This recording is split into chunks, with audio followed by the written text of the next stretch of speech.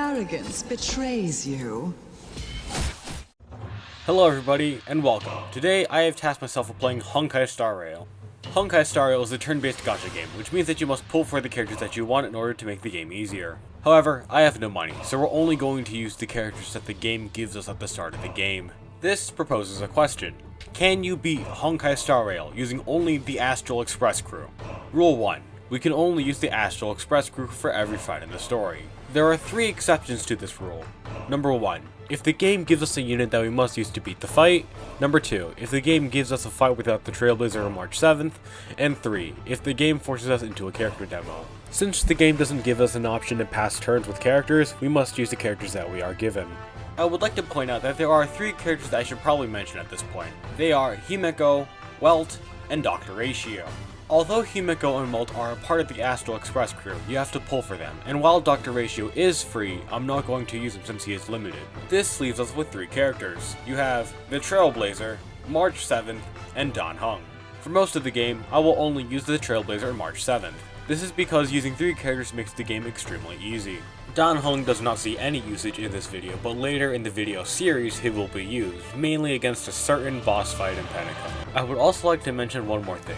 The gear that we're using. For the entirety of the Xianzhou Luofu, I used an Eidolon 1 March 7 with a Super Impulse 5 Day 1 of my new Life Light Cone, and an Eidolon 6 Physical Trailblazer with a Super Impulse 1 the Most Welcome New Light Cone. At the end of the day, I'm still using my main account for this challenge run, so later down the line we'll make another video using a real no gacha account to truly say that we can beat the game without pulling. This gives the title of the video a very huge asterisk. Well, sort of. We'll get to that later. One last thing. Grinding. We are allowed to use all characters outside of grinding so we can speed up the process of getting the materials we need. I do not feel like spending 10 hours on a single stage just to grind up 1 talent. It's a waste of time. With everything out of the way, I think it's time we can finally begin this challenge run. Welcome to Can You Beat the Xianzhou Luofu with only the Astral Express crew? I'm gonna be completely honest with you, everything up to where we are starting the video right now is a complete waste of time. The Kafka fight is extremely easy, and I already posted my run through of that on my YouTube channel. TLDR, Kafka is weak to physical, just slap her with a bat, it is extremely easy. After that, Blade pours a bunch of magic dust onto a furnace and a giant tree pops up, so now we gotta commit deforestation. Unfortunately, we're being gatekept by some guy. In order for us to pass, we need to break everything he owns. Let's go. Bonk! He lets us pass, and now we can start our deforesting operation.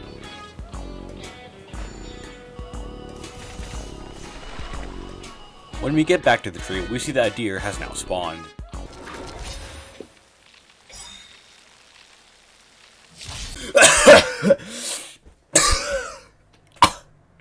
What is this?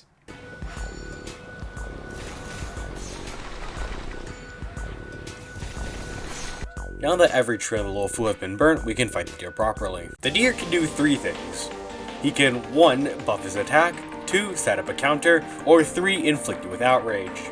Outrage, unlike Pokemon, forces you to use your basic attack. Another thing of note is that the deer is weak to ice. Once we hit second phase, he will summon a tree with fruits on it. If the fruit gets to be fully charged, the deer will Kamehameha us, and it deals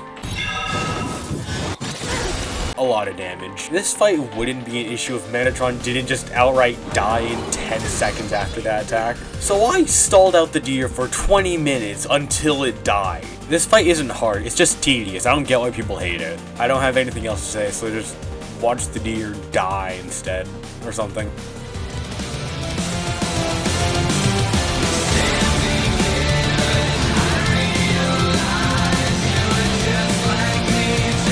Two hours later.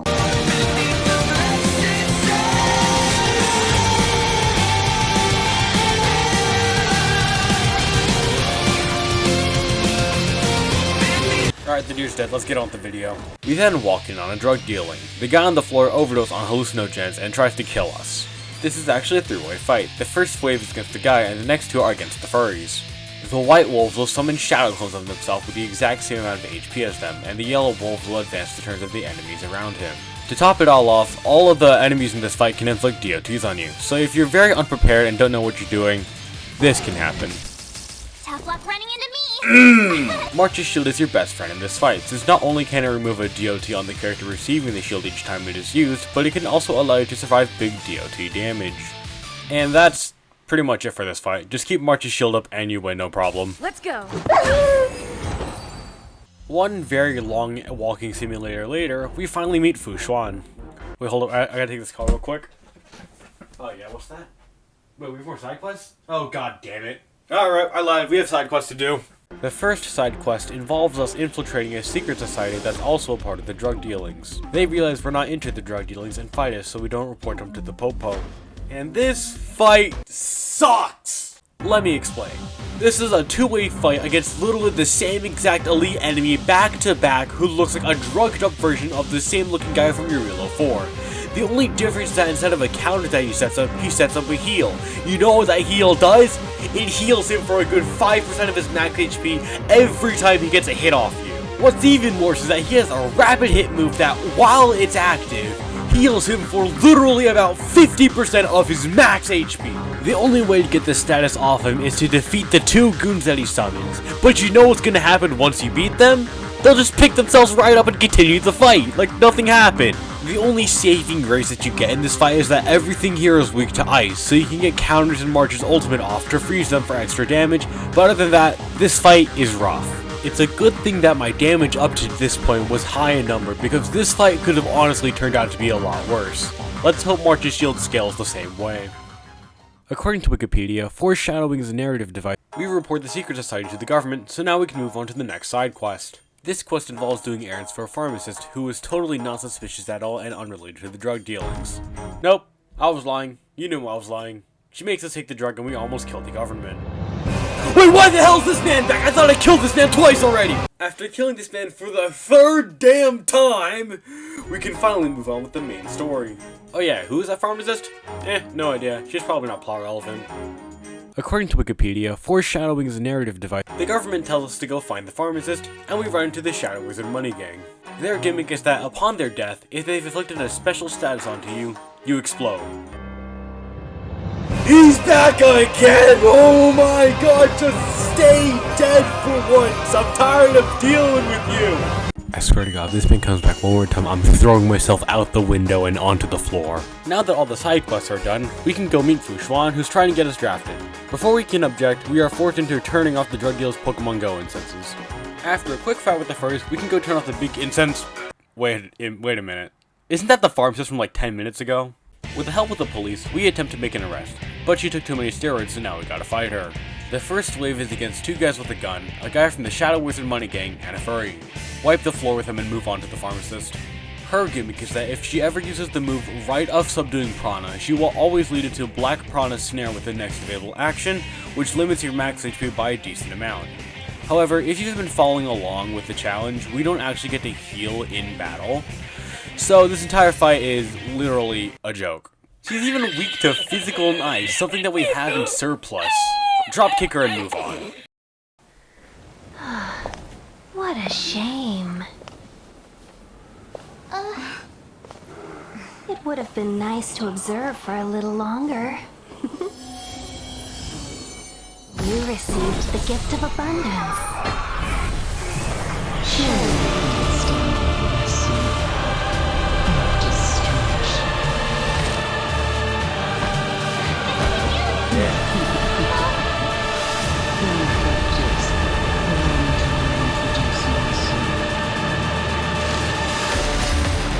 This three-way fight is against the enemies from the Herta space station. They're all weak to physical, however, just be careful when you're up against the Trampler. His bow attack deals a lot of damage and has a high chance to inflict you with entanglement. Once that's done, we get yeeted into a Dan Heng segment. He finds his ex-boyfriend.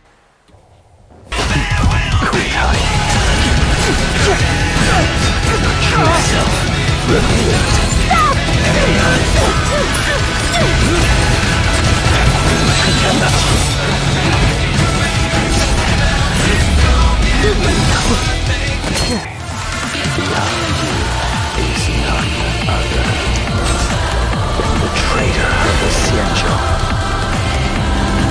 a criminal forever banished. High Elder of the Vidyadhara.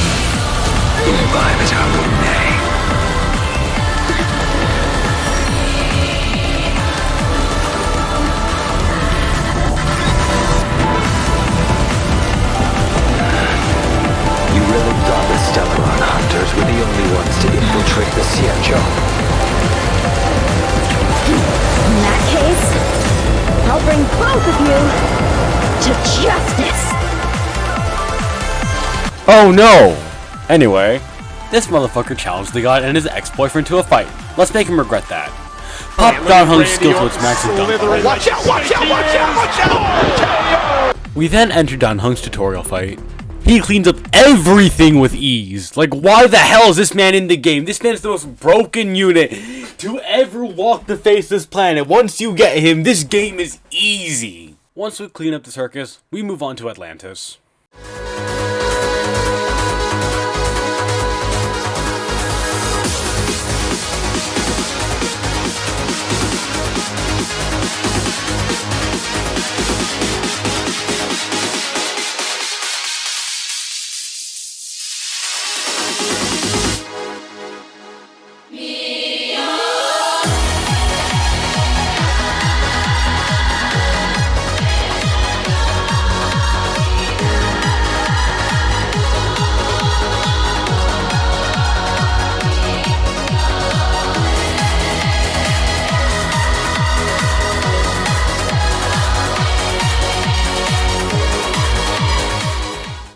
Welcome to Atlantis, home of the final boss of the Xianzhou Luofu. However, before we can talk about them, we gotta fight a gorilla first. The gorilla's gimmick is that whenever you use a skill, the character that used it will get targeted by the gorilla. Just throw March's shield on yourself and you'll be fine. After a bit of problem solving later, the path to Fantilia opens up. I'm sorry, there's a special condition for this fight? Yeah, so as it turns out, we have to actually bring in Jing Yuan for the final battle, at least for the story. Now, let's go dunk on Fantilia real quick, and then we'll go back and do the actual fight with only the two later. Dan Heng opens the gate to Fantilia for us. Time for an ass beating.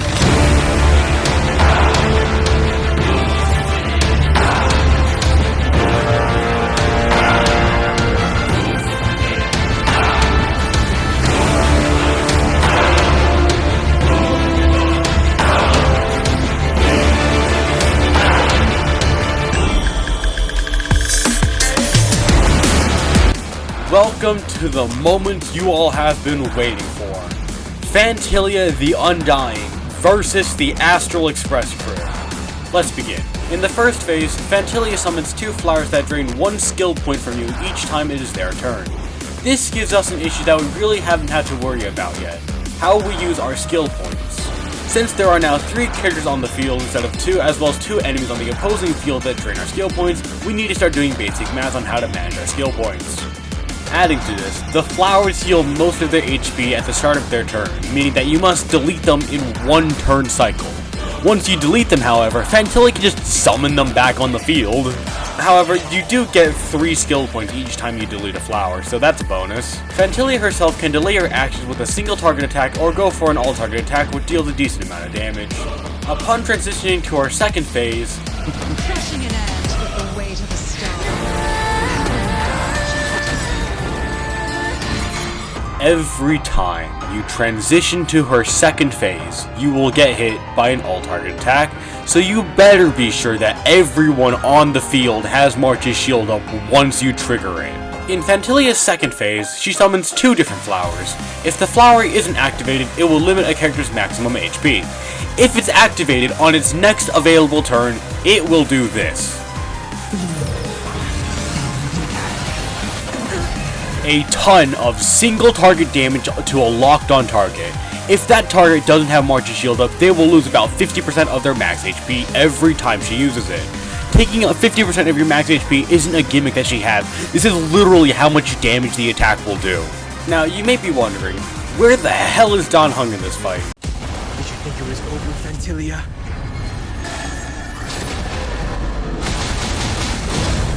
Our saving grace in this fight is Dan Heng dropping dragons on Fantilia, dealing a significant amount of imaginary damage to all enemies, and also the only way we can prevent the flowers from cutting our max HP in half. Let's talk about Fantilia in this phase. Remember the attack she used at the beginning of her second phase? Yeah, she can just use it whenever she wants to now, so you better be careful, and whenever it's March's turn, you better be sure that you apply the shield to someone who doesn't already have it on. Once we hit her third phase, It's almost as if you can't wait to be acquainted. Fantilia gains 3 actions per turn in this phase. She summons both types of flowers from the previous 2 phases and is guaranteed to always use an even stronger all-target attack as her 3rd action. If, at the very least, Jing Yuan is at roughly 25% of its max HP, this is where your run dies. There is a special lose condition for this fight. If Jing Yuan dies, you die. On Fantilia's 2nd turn, if the phase 1 flowers are gone, she will summon them again. Otherwise, she will activate one of the phase 2 flowers, which deal even more single target damage than from the last phase. This fight is downright impossible because March does not provide us with enough shield HP. I'm sorry. I've tried every way I can think of to get Jing Yuan to her 3rd phase with as much HP as possible, but it always ends the same way. Alright, no, screw it. I'll come back to this tomorrow. I'll come back to this tomorrow. This fight. Tomorrow? But ain't no way. This fight. I'm coming back to this tomorrow. However, within our problem lies our answer. I wasn't getting enough shield because my March's defense was really low. So, knowing what I needed to do, I went on a very long grind to get the relics and the trace level ups that I needed to beat Fantilia.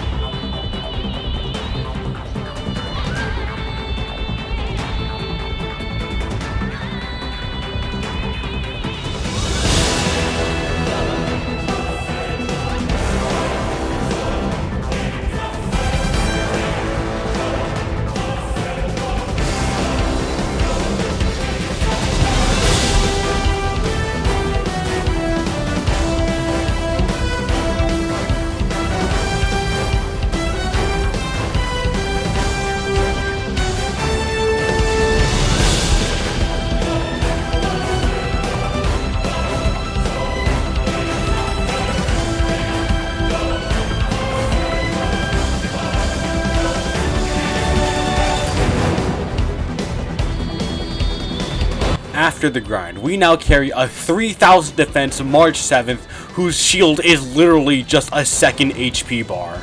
After using some items to charge up the team's ultimates and to buff their stats, we are now ready to beat the crap out of Fantilia.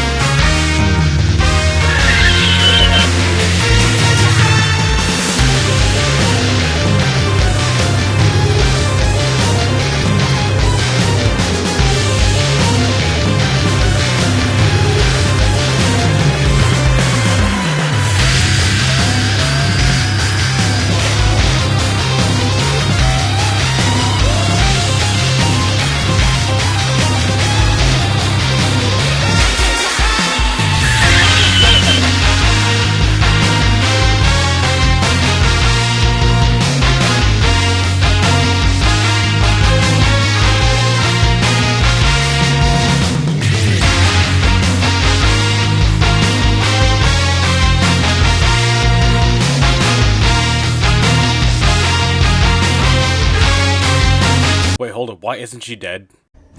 Let's start with this arrogant Xianzhou Shin.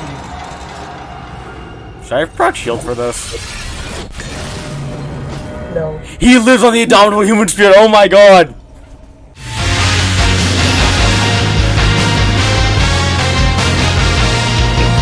He's destruction himself.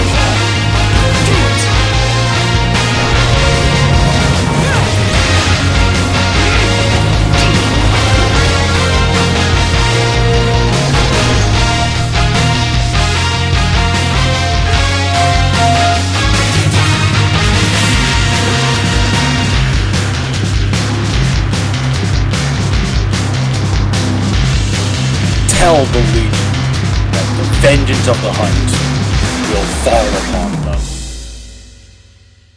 And just like that, the Xianzhou Luofu has been cleared with only the Trailblazer and March 7th. However, you remember how I said we're going to do this fight again? Yeah, let's do that right now. However, before we talk about how that fight works, I want to talk about a glitch that I encountered after I fought Fantilia. No. You bastard! Did I break the game? Oh, Did I just break the game? what happened? I broke the game, I'm stuck. Let's go. Oh shit! I broke the game! I broke the game! Let's go! Oh Time god! for a detailed Oh, that's funny! I broke the game! I'm not afraid of you. Be careful, Mr. Frog. I made this thing so cinematic on accident. Oh my god, I actually broke the game. I can't like pull up the menu or anything. This is like, oh, we're stuck using basic attacks. I can't do anything. I'm stuck into using basic attacks. Wait, actually, try Q. Press Q. Nothing's happening. You actually broke the fucking beam. I found a bug. MiHoYo! Or Hoyoverse. 300 days right now. Okay, you know what'd be really funny? What? If I beat this entire section, if I beat this entire fight like this, Target threat eliminated. Lower. That would be funny. I'm gonna do it. Okay, right now, if I'm correctly, everyone here is at like a third. Okay, I know Celia's right now is below 30% because I saw her talent proc. How are you still getting hit?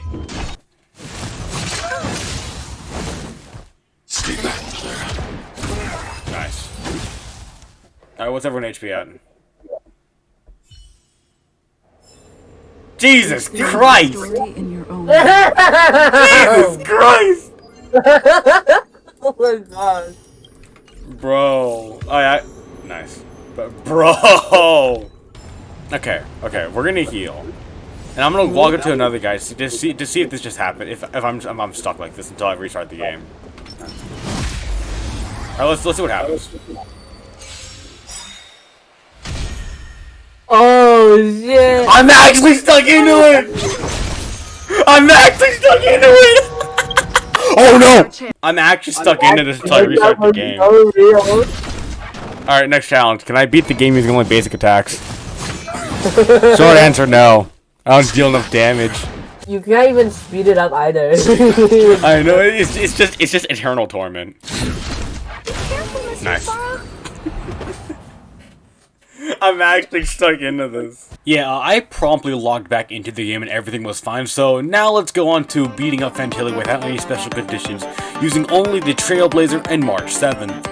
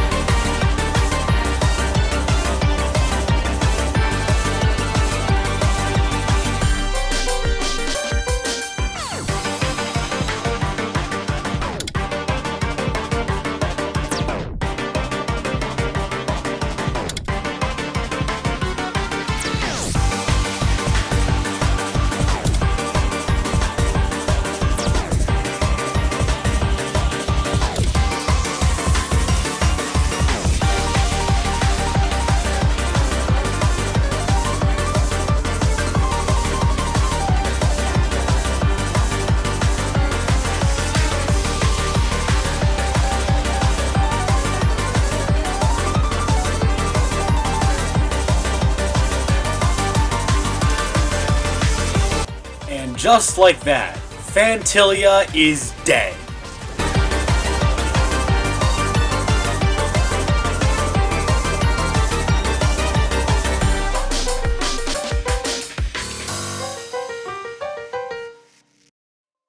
welcome, you made it to the end of the video.